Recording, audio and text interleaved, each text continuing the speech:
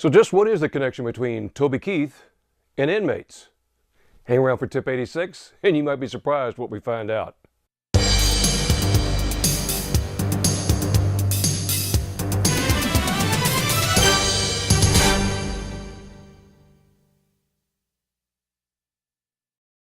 Welcome back to 101 Tip, Interviewing Tips, Re-interviewing and Interrogation. I'm your host, Dan Walters, and this is tip number 86.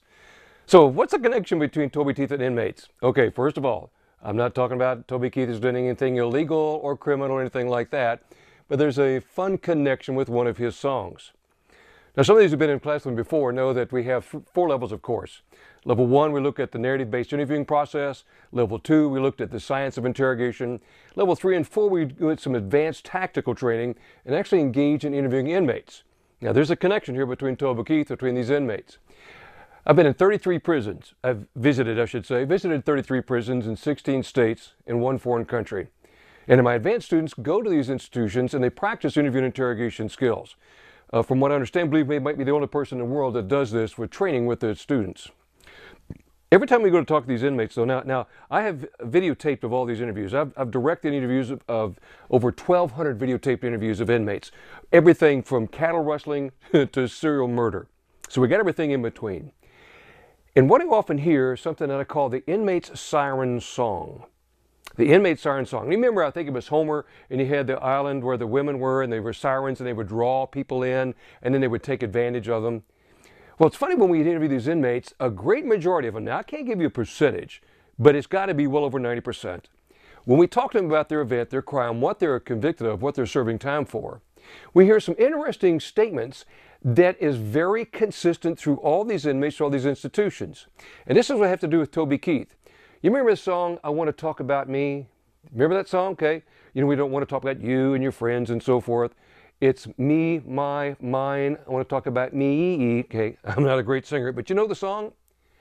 That's almost the theme of the inmate siren song. In our conversations then, this song, the inmate song, has 3 verses to it. There is a connection to what we talked about in the past about bargaining behavior and how the subject will manipulate the interviewer emotionally. And inmates get in this group, they get in this close society, this close conversations with each other, and it just kind of reverbs off of each other, and they kind of build off of each other. The first verse of this song, now I've been doing some work for some media outlets looking at interrogations of convicted killers, and it's interesting how this inmate song has come out, and I pointed this out to them, and they found it fascinating. First verse, it's not fair how they got caught.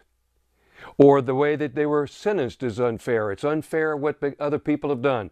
Or this is not, it wasn't fair the way they brought the case up against me. Or the police or somebody tricked me, or they didn't catch me the right way. And you notice, remember in bargaining, go back again, look at one of our other episodes back when you talk about reaction behaviors of bargaining, and you can go through the segment again and tie it together for yourself and understand what I'm talking about. But I'm manipulating emotionally, and I'm trying to change your perception of me, a perception of who I am and or what I have done. And so this is evasive. Inmates have gotten this song down pat. And that first verse is about, you know, the fairness of the system and how their sentencing wasn't fair. And it wasn't fair they put the evidence together. It wasn't fair how somebody else did the same thing. They didn't get as much a sentence, so they got more of a sentence. So that's part of that.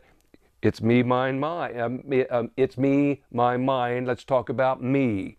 And you're supposed to go, oh yes, you know, it's so unfair. And it's designed to take your good perception away of what's really happening, to ignore the logic of the evidence and feel sorry for them. And if you don't, then you're a part of the unfairness. You're the part of the people who are taking advantage of them and not playing the game fair. And you're supposed to feel bad about that. See the emotional manipulation? It's kind of emotional blackmail.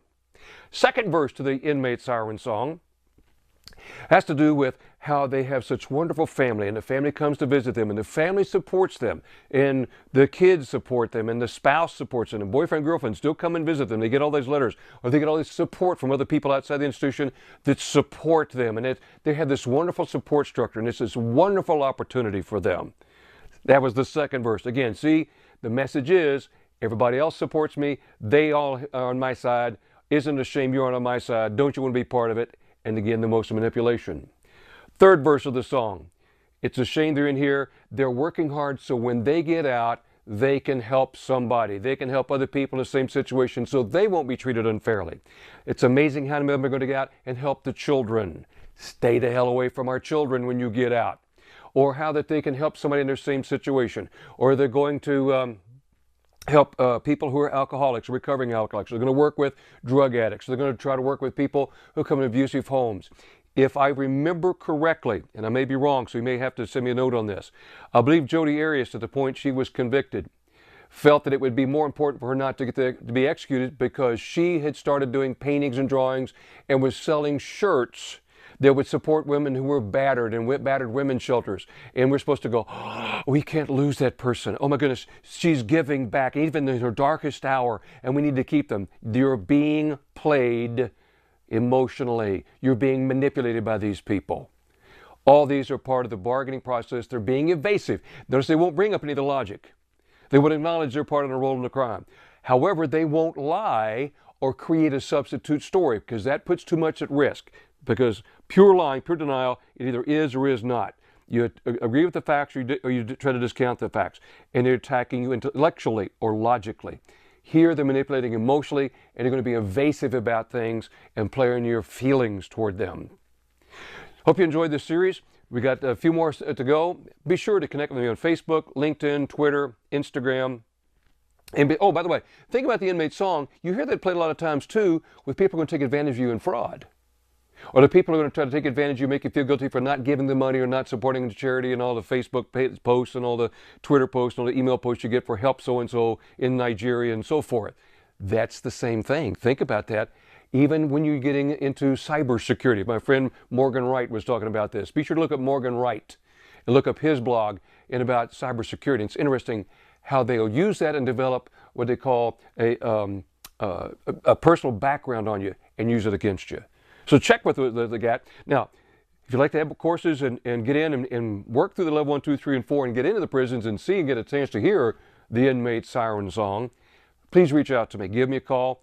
I'd love to work with you and set up a specialized course, custom course just for your agency. Okay? Check my website. Get the free ebook there if you want to check. Get the free ebook and find out how to get into other classes coming up in the future. So I can get back with you and we do tip number 87. This is Stan Walters reminding you, be safe.